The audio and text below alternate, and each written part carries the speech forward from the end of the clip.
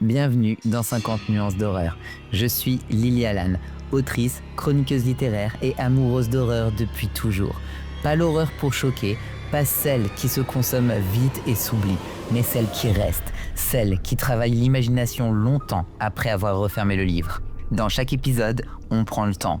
On ouvre un roman, un recueil, un classique ou un sous-genre et on le regarde sous toutes ses coutures. On parle de voix, de structure, de rythme, de motifs, de ce que le texte dit et de ce qu'il choisit de taire. Installe-toi, prends ton livre préféré ou celui que tu hésites encore à ouvrir et viens, on va explorer ensemble l'endroit où la littérature et l'horreur se rencontrent. Je te souhaite la bienvenue dans ce nouveau format d'épisode que j'ai intitulé Portrait d'auteur. Ce seront des épisodes hors série, chacun consacré à un auteur, donc sa vie, son œuvre et son héritage. Aujourd'hui, j'ai choisi l'entrée en matière avec un auteur qui pour moi est un des grands maîtres de l'horreur, que j'adore. Si tu me suis sur Instagram, tu es au courant. Il s'agit bien sûr du talentueux, du merveilleux Jack Ketchum. Les trigger warnings des œuvres de Jack Ketchum peuvent être la violence réaliste, la maltraitance sur enfants, la misogynie sociale, la torture, la cruauté de meute, le deuil des animaux. À chaque fois que j'aborderai ces thèmes, le traitement sera pudique. On parle langue, éthique, effets, biographie et bien sûr sans aucun détail graphique. Il y a des écrivains dont on se souvient par une image flamboyante, un monstre à citer, un masque à porter en convention. Et il y a les écrivains qui ne vous laissent qu'un silence après la dernière page. Jack Ketchum appartient à cette seconde lignée. On referme The Girl Next Door ou Red et l'on s'aperçoit que l'horreur n'a pas crié. Elle a gardé, avec une droiture presque choquante, ce que les gens ordinaires, dans des quartiers ordinaires, sous une lumière plate d'après-midi, sont capables de faire ou de laisser faire. On l'a appelé extrême, c'est allé trop vite. Ce qui trouble chez lui, ce n'est pas la surenchère, c'est l'exactitude. Une exactitude morale d'abord, puis une exactitude de scène, de lumière et de gestes. Derrière le nom Jack Ketchum, l'écho goguenard d'un bourreau anglais du XVIIe siècle est un clin d'œil au verbe américain to catch them, que tu peux traduire les attraper. Il y a un homme, Dallas Mayer, né dans le New Jersey au milieu du XXe siècle, le 11 novembre 1946 pour être précis. Lecteur précoce, nourri de récits noirs et fantastiques, de journaux, de films du samedi soir, de ces petites choses qui vous apprennent plus sûrement le monde que ne le fait l'école quand elle se contente de donner des définitions. Le garçon grandit dans l'Amérique de l'après-guerre, dans cette banlieue où l'on apprend à sourire avant d'apprendre à parler de ce qui blesse. Il aime déjà deux choses qui n'ont pas toujours bonne presse chez les écrivains, travailler et écouter. Plus tard, quand il parlera de sa formation, il évoquera moins les postes que les gens. Des libraires, des journalistes, des auteurs croisés et recroisés, surtout Robert Bloch, l'auteur de Psycho, mentor bienveillant qui l'encourage, lui répond, lui tape sur l'épaule quand la phrase s'étire inutilement et l'arrête quand l'écart ne sert qu'à se montrer. Le lien n'est pas qu'une anecdote. On ne comprend rien à Ketchum si l'on oublie qu'il a appris la douceur d'une phrase auprès d'un conteur qui avait fait de la normalité le vrai décor du crime. Avant Off-Season, le premier roman publié en 1980, Dallas Mayer écrit beaucoup, partout pour vivre, ce qui est déjà un programme. Écrire non comme un sacerdoce, mais comme un métier. Corrige, coupe, va et vient entre lecture publique et petit boulot de rédaction. Atelier où on apprend à raconter sans tricher, pas de fumée quand il manque de feu. Il choisit le masque de Jack Ketchum, autant pour protéger sa vie que pour inventer le bon timbre, un nom sec, incisif, qui tombe comme un verdict. La coïncidence de ce masque et du livre inaugural n'est pas fortuite. Off-Season arrive comme une annonce, pas seulement de violence, mais de méthode. On a réduit Off-Season à une étiquette, cannibale dans le Maine. Là encore, trop vite. Le livre n'est pas une foire, c'est un procès en bonne et due forme, une introduction minutieuse. Les gens vivent à côté de la carte postale américaine, dans les faciès d'une économie qui élimine sans grand bruit ce qu'elle juge inutile. Des survivances archaïques s'y liguent avec la brutalité moderne. La sauvagerie n'est pas une esthétique, elle est le refus de la loi commune. Ketchum déjà refuse la narration à deux vitesses, les méchants d'un côté, les gentils de l'autre. Il regarde ces situations. Un appel à l'aide, une porte qui ne s'ouvre pas, une fenêtre, un bois à 30 mètres, un voisin qui a entendu et préfère hausser les épaules parce qu'il travaille tôt le lendemain matin. La rumeur dit que des éditeurs ont demandé, au moment du manuscrit, d'adoucir. Il a adouci moins qu'il ne l'espérait, et il a tenu davantage qu'on ne le raconte. Son secret n'est pas d'avoir décrit le pire, c'est d'avoir su ne pas décrire quand il serait devenu spectacle. L'ellipse, chez lui, ce n'est pas qu'un voile pudique, c'est une ligne de conduite. Le jeune homme continue en écrivant Hide and Seek, puis Cover, puis She Walks Us, où l'ombre du surnaturel passe, la seule fois où elle croit pouvoir s'installer, et où l'on sent déjà que ce n'est pas son terrain préféré. Offsprings retourne sur la sauvagerie, mais avec ce souci ketchumien du deuxième angle, le prédateur n'est pas une figure, il a des limites, une logique. Et en face de lui, d'autres logiques s'avancent.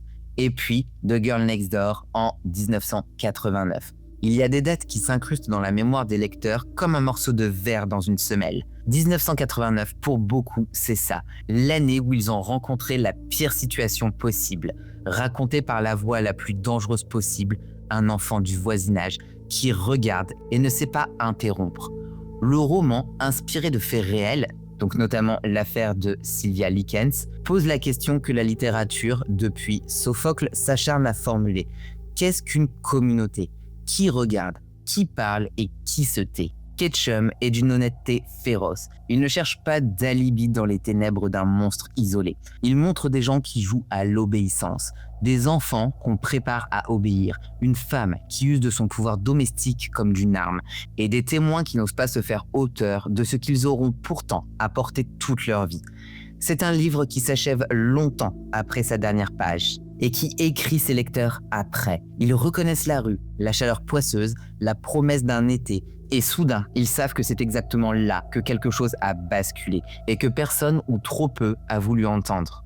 La biographie de Dallas Mare, pendant ce temps, n'a rien de flamboyant, ce qui est une façon de dire qu'elle dit plus la vérité qu'une légende de rockstar.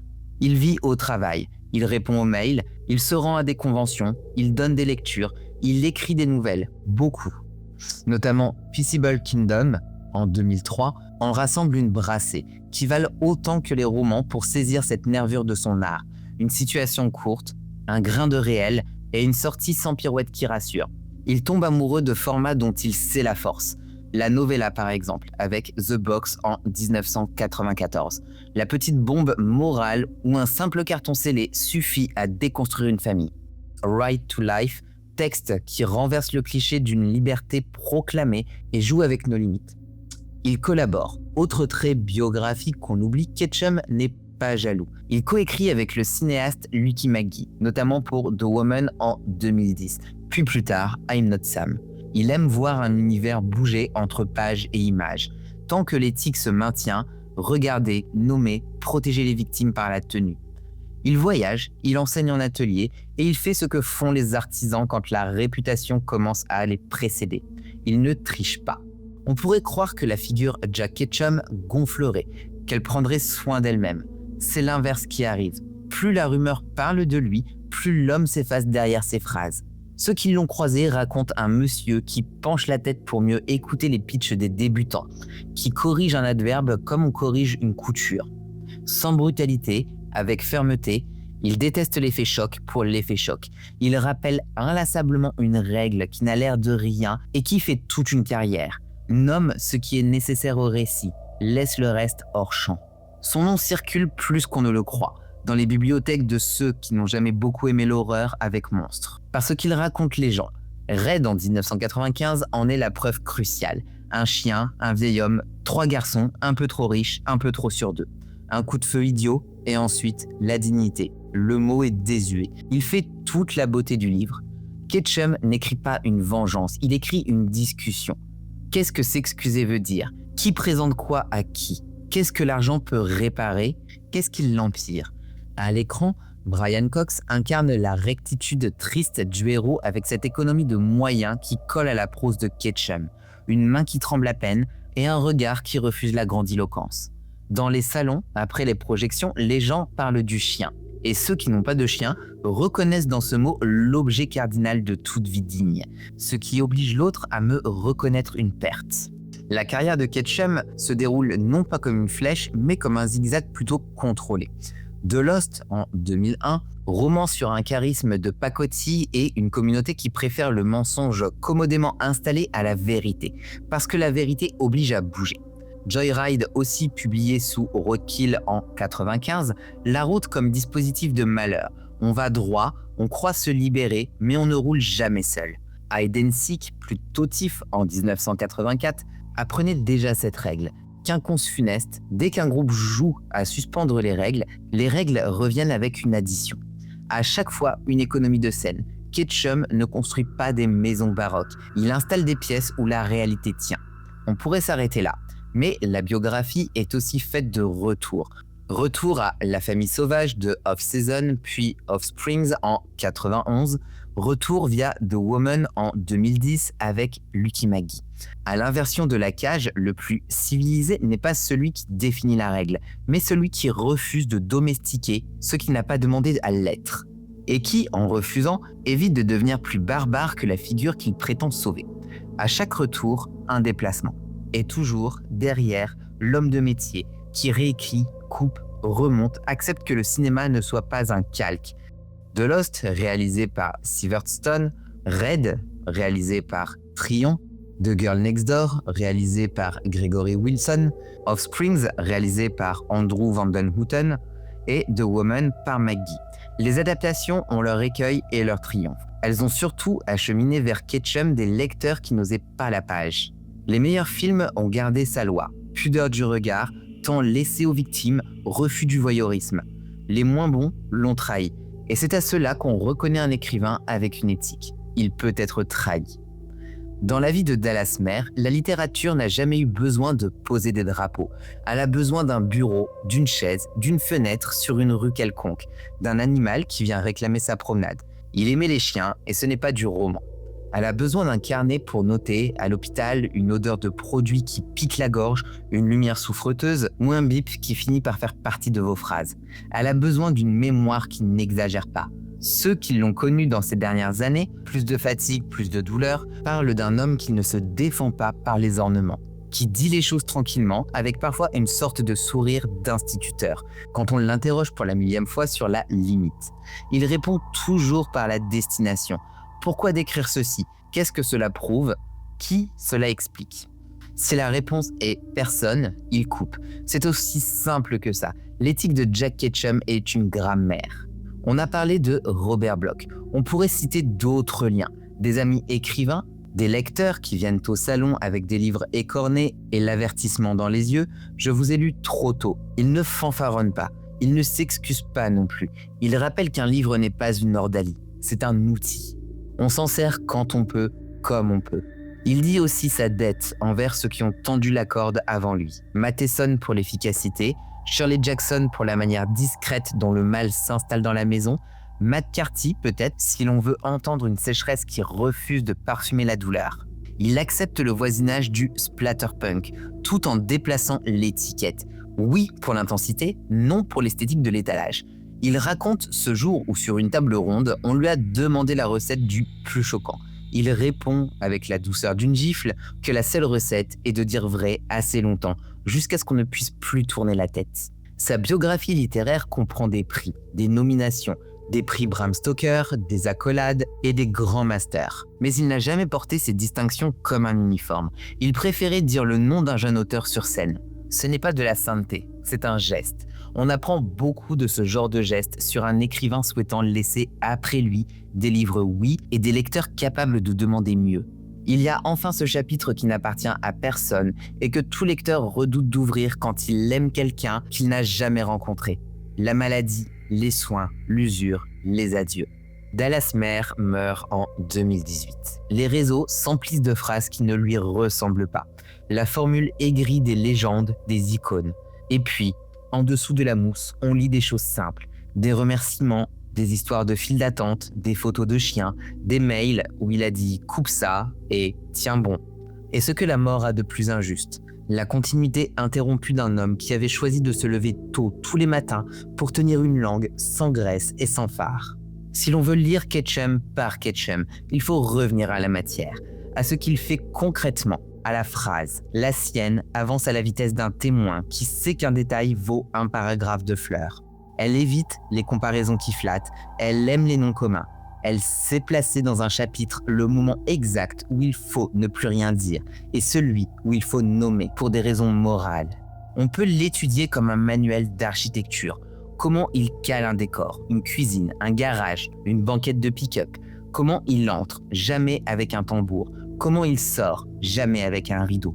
On peut l'enseigner comme une école d'attention, à la lumière qui fait le monde visible aux odeurs, l'essence, l'herbe sèche, le chien mouillé, au rapport de classe, une chemise trop repassée, un badge d'accès, une excuse formulée comme une politesse mais bancale, aux voix, un adolescent qui copie un adulte qui se cache derrière un adolescent, une mère qui se cache derrière la morale. On peut surtout l'invoquer quand on oublie que la littérature choisit toujours un point de vue et que choisir à répétition le point de vue du prédateur pour s'amuser de son génie, c'est déjà un peu collaborer. Ketchum n'a pas interdit ce point de vue. Il l'a tenu au plus court pour que rien n'y soit glamour. Il n'est pas interdit de situer Ketchum dans son pays, les États-Unis. Son œuvre est un atlas de lieux modestes. Les villes y sont des nodes logistiques, pas des mythes. Des routes, des relais routiers, des stations-service, des banlieues où l'on pratique un civisme qui ne tient souvent que parce qu'on a été éprouvé. La pauvreté y a un tempo, la richesse, une odeur, les excuses parfumées, la foule d'avocats. Les journaux y ont une fonction, faire exister une douleur et un prix. Être consommé, puis oublié. Les policiers y savent parfois écouter, et parfois il n'y a personne au bout du téléphone quand la ville est trop fatiguée. Les hôpitaux sont des machines humaines où le tri, mot qui fait mal parce qu'il dit vrai, impose des doses de deuil par quart de 8 heures. Rien là-dedans n'est fait pour l'ambiance. C'est ce qui rend ces pages durables. Elles apprennent à reconnaître où la réalité pèse. Et quand dans nos vies, une porte résiste une seconde de trop, on se souvient que certains livres, une fois lus, réparent moins qu'une arme. Pas pour faire mal, pour tenir. Parmi ces œuvres, on rentrera toujours par celles qui font moins peur d'entrée de jeu. Red pour la dignité, The Lost pour le charisme minimal, puis on remontera vers Off-Season, Offsprings puis The Woman pour le patriarcat au sous-sol, l'horreur domestique la plus politique. Et un jour, quand on se sent apte, pas avant, on ouvrira The Girl Next Door. Il faut refuser de faire de ce dernier un baptême de lecteur de l'horreur, une épreuve pour savoir si l'on supporte. On ne gagne rien à se briser. On gagne tout à comprendre ce qu'un livre si dur, si pudique et si juste fait à l'espace public. Il rétablit des noms et des responsables, là où l'on préfère les catégories. On dirait volontiers que Jack Ketchum n'a rien à faire avec la poésie. On aurait tort. La poésie chez lui tient à un mot, presque obscène dans notre siècle, la décence. Il y a des moments dans ces pages où il aurait pu appuyer, il dévie, non pour épargner, mais pour respecter. Les victimes, chez lui, ne sont pas des prétextes. La douleur n'est pas un asset narratif. Elles ont des pensées, des tentatives, des réussites, parfois modestes, hurler, parler à la chienne de l'ennemi, se souvenir d'un nom, d'un objet et lui trouver un usage. Et ces modesties font des montagnes. Cette décence-là est une poésie. Elle habite la syntaxe. Elle met des limites à l'ambition d'un auteur pour mieux ouvrir l'espace d'un lecteur. Vous pouvez être autre chose qu'un témoin. Vous pouvez peser. On écrit des héritages comme on écrit des listes de noms. On peut le faire avec Tremblay, Enriquez, Oates pour le côté réalisme noir, des Polonais, des Argentins, des Québécois qui ancrent la peur dans une ville tangible, des cinéastes qui filment longtemps une porte plutôt que 3 twists. Ce serait juste et incomplet. L'héritage de Ketchum est plus secret. Il est méthodologique. Il a appris à des écrivains qui n'osent pas l'avouer à couper au bon endroit, à nommer au bon moment, à tenir un tempo qui ne vous manipule pas. Il leur a appris surtout qu'écrire l'horreur n'a de sens que si en face on a pensé au corps du lecteur. Pas pour le ménager, mais pour ne pas le tenir pour un spectacle. On voudrait maintenant dire la vie, non en date, mais en courbe. La jeunesse de Dallas Mayer, Less Than Zero, n'a rien à voir ici. Ces livres n'ont pas le vernis d'une autobiographie romancée. C'est une succession d'apprentissages. Comment un chien vous apprend la routine, comment un corps apprend la douleur, comment un quartier apprend la passivité, Comment un adaptateur apprend à trahir juste ce qu'il faut pour faire exister une histoire dans un autre médium? La suite, ce sont des amitiés, des repas trop tardifs, des rires de salon, il riait puisqu'il savait rire, des mains serrées, pas spectaculaires, une fatigue qui gagne, un regard qui perd moins de choses que celui de la plupart.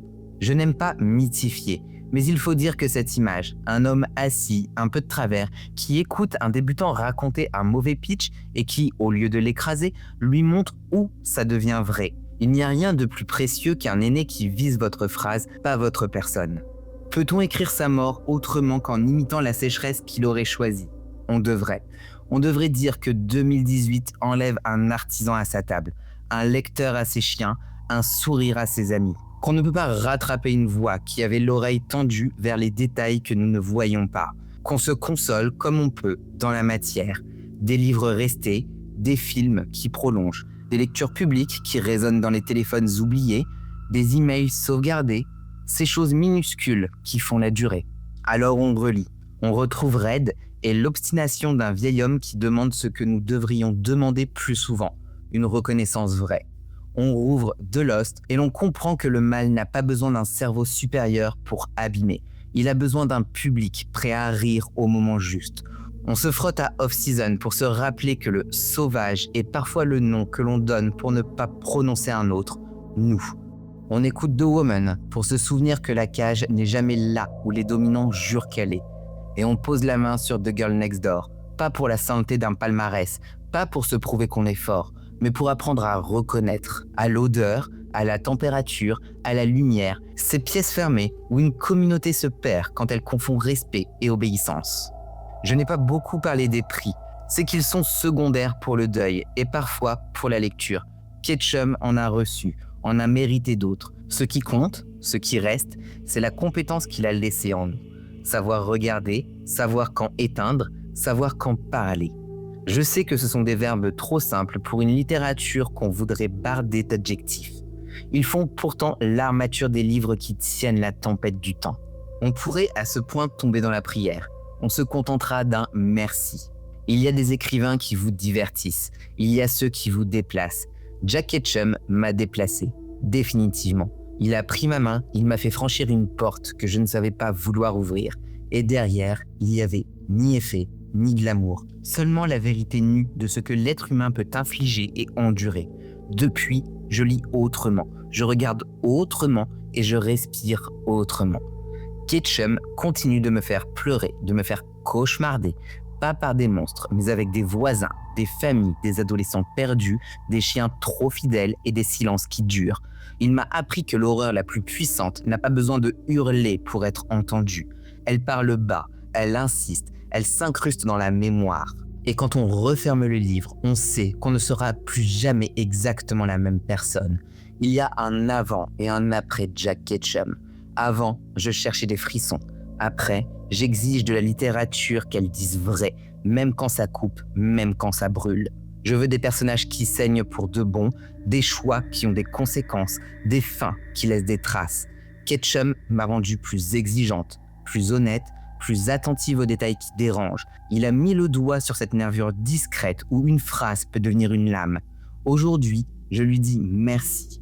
Merci pour la rigueur, pour la pudeur, pour la colère juste. Merci d'avoir refusé le spectaculaire quand le réel suffisait.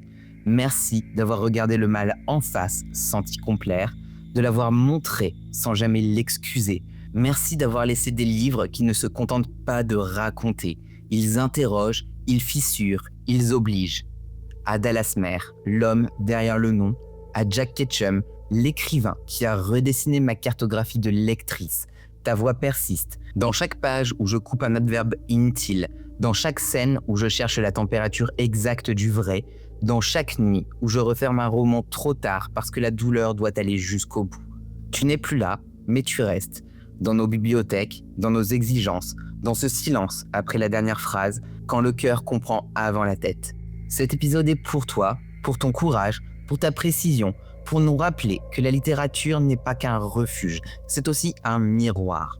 Et s'il renvoie parfois l'insoutenable, c'est parce qu'il nous estime capables de le regarder. Merci à Dallas Mare, alias Jack Ketchum.